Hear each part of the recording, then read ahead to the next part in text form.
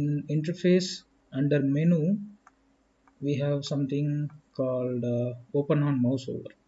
So what it does is, before enabling it, I will show you. So if I go to view, I have to click to open. So if I enable this, so I don't have to click anymore. So it's just, I just hover over there and it opens. So this is useful when you want to see something or search something uh, quite fast, and even you can see there are shortcuts mentioned right over it. So learning the shortcuts is easy, so do not worry about it. So when we know what exactly we are doing, it's easy to remember the shortcuts right away.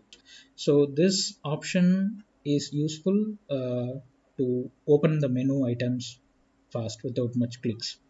So it's useful. uh, so I find it useful.